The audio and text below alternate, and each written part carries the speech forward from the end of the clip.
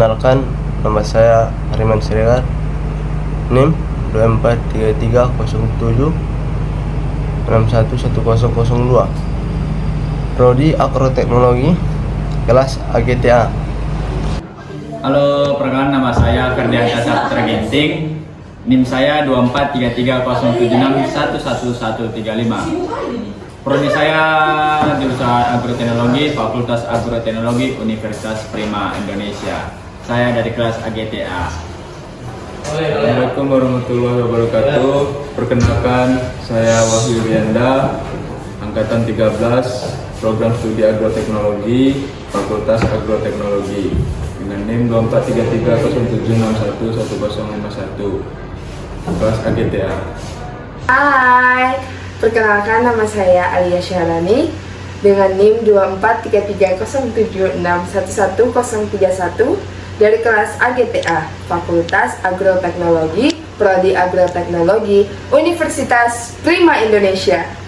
Perkenalkan, nama saya Arban Norsegian. Saya berasal dari kelas AGTA. Saya kuliah di Prodi Agroteknologi, Fakultas Agroteknologi, Universitas Prima Indonesia. Perkenalkan, nama saya Roy Christian Purba dengan NIM 243307611046, kelas Agroteknologi A, program studi Agroteknologi, Fakultas Agroteknologi, Universitas Prima Indonesia.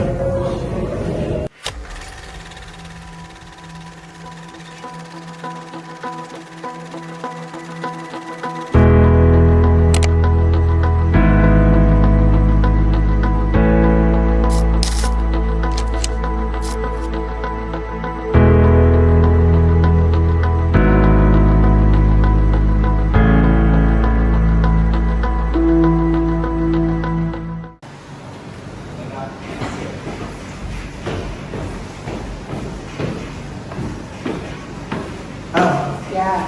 Kamu masih ingat nggak pembelajaran konservasi air di kelas kemarin?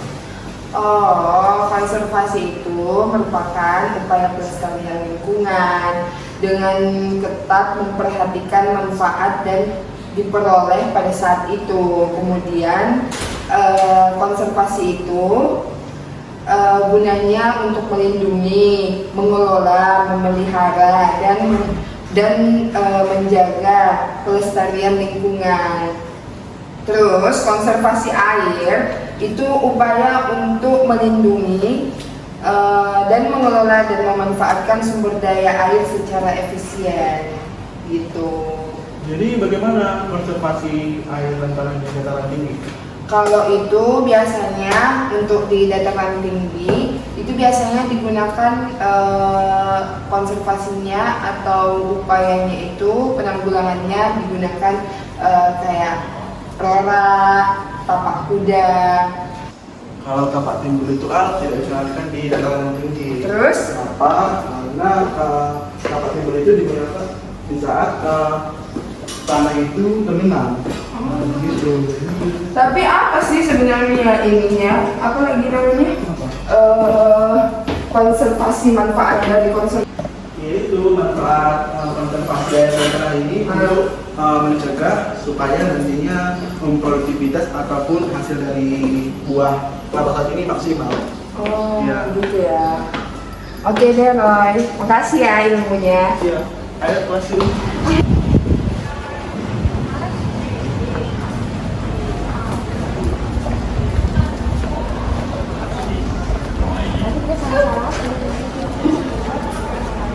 Bang Yu, apa cerita ini?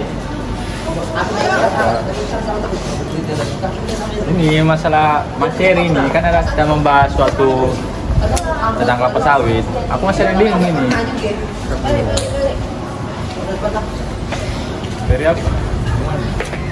Kayaknya lebih ke konservasi air dan tanah lah.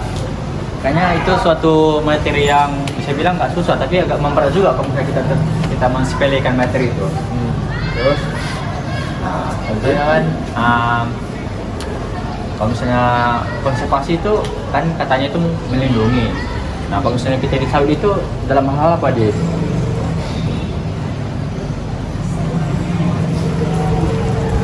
Itu berarti kita konservasikan lahannya, yaitu kita melindungi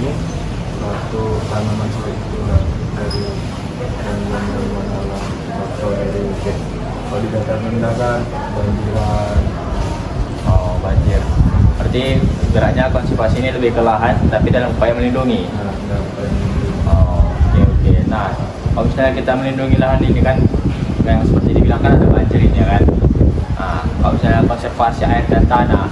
Nah, jadi kalau misalnya apabila terjadi hujan lah ya tidak berhenti, nah kan terjadi genangan air itu kan. Nah, contohnya dalam teknik konservasi apa yang harus kita lakukan itu? Kalau hujan terus lahannya tergenang. Pertama kalau di lahan itu dari tanaman kelapa sawitnya. Oke. Dari tanaman kelapa sawit itu bisa kita buat tapak timun. Nah, kalau dari tapak timun kan, jadi kelapa sawit itu start dibuat dulu kayak bumbon itu dan tanam kelapa sawit. Jadi kalaupun lahan itu rendah, ibaratnya itu kalau misalnya hujan, lahan itu pasti banjir lah gitu kan. Jadi kelapa sawit itu tidak tergenang. Terus bisa juga dengan kita buat ini parit drainase gitu, atau parit pembuangan airnya ya. Jadi lahan itu kita buat kayak parit cacing itu untuk mengalirkan menampung air hujan itu. Kalau masalahnya hujan, kalau masalahnya cuma banjir ya itu bisa. Oh, berarti lebih ke pembuatan drainase dan parit-parit itu ya. Oke. Jadi kalau misalnya kita di konservasi air dan tanah ini, berarti sederhananya kita dalam konsep air berarti dan tanah ini lebih ke drainase dan parit cacing ya, begitu kan?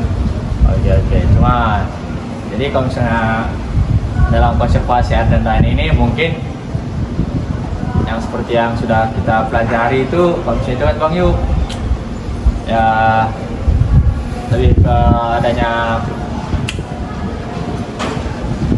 gimana bilangnya, kalau misalnya terjadi yang disebut dengan banjir tadi sudah dijawab ya, juga harus mengenal dan memahami ya kondisi yang terjadi di lahan kita ya.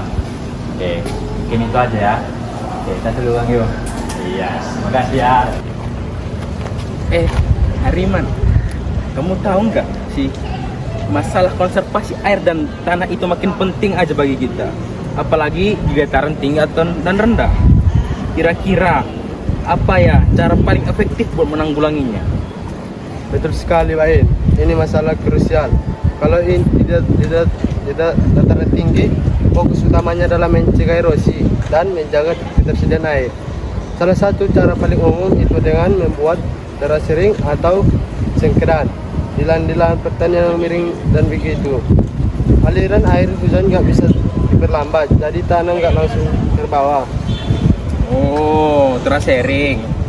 Aku sering lihat di daerah pegunungan. Terus ada lagi nggak cara lain di dataran tinggi? Tentu ada. Penghijauan atau reboisasi itu juga penting banget. Menanam pohon-pohon di lereng gunung atau di area hulu sungai bisa jadi penahanan alami air dan tanah. Akar-akar pohon itu kuat loh menahan tanah. Selain itu, pembuatan sumur serapan atau dalam penampungan air skala kecil juga bisa membantu menyimpan air saat musim hujan dan mengalirkannya saat musim kemarau. Jadi kalau dataran rendah gimana? Kan karakteristiknya beda banget dengan dataran tinggi. Betul.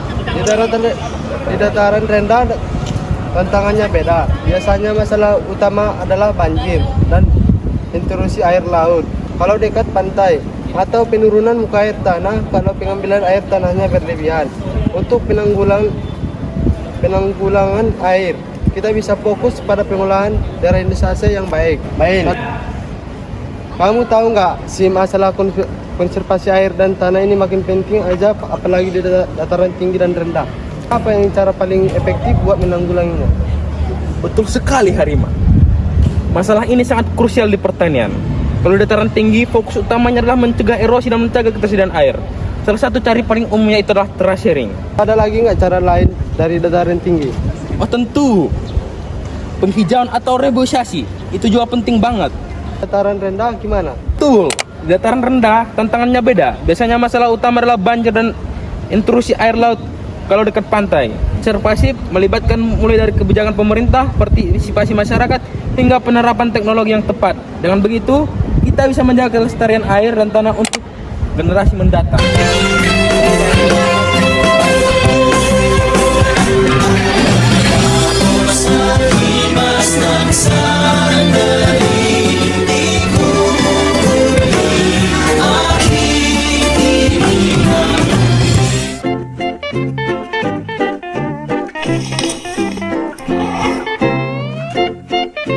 Thank